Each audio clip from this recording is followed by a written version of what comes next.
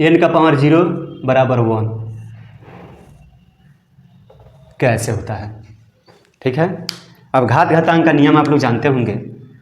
चलिए हम आपको घात घातांक के बारे में भी बता देते हैं। a टू दी पावर जैसे कि ऐसे लिखा हुआ है, इसको बोलते हैं बेस। यह जो है इसमें यह बेस है और इसको बोलते हैं पावर।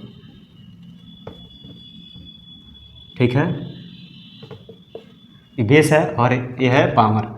तो बेस जो है इसको बोलेंगे a to the power m। बोलेंगे क्या, a to the power m, a to the power m, मतलब इसी के बारे में बोला जा रहा है। ठीक है, यानी कि a बेस है, पावर m है। उसी प्रकार से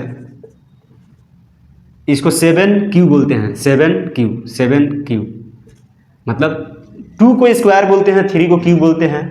लेकिन अगर पावर 4 हो तो पावर 4 बोलेंगे। अगर यहाँ पे मान लीजिए 2 टू दी पावर 4 तो इसको 4 ही बोलेंगे।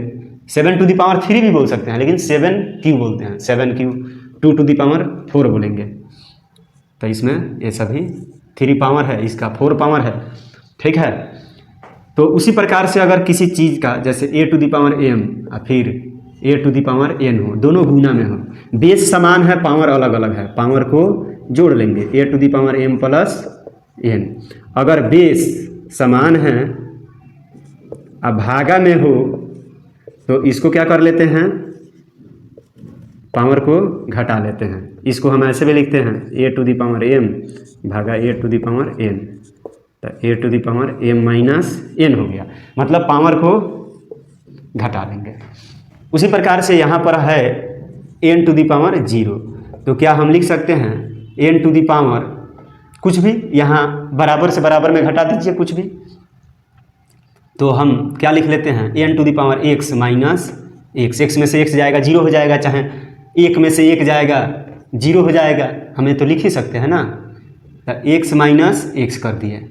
अब आप जानते हैं पावर क्यों घटा है। पावर तभी घटता है जब बेस समान हो और पावर अलग अलग हो और भाग में हो। तो हम लिख सकते हैं n to the power x अब घटा n to the power x, समान समान दोनों, n to the power x n to the power x cancel out हो गया और मिला हमको 1 बाई 1 यानी कि 1। तो इस प्रकार से सिद्ध हो गया कि n टू दी पावर 0 1 होता है।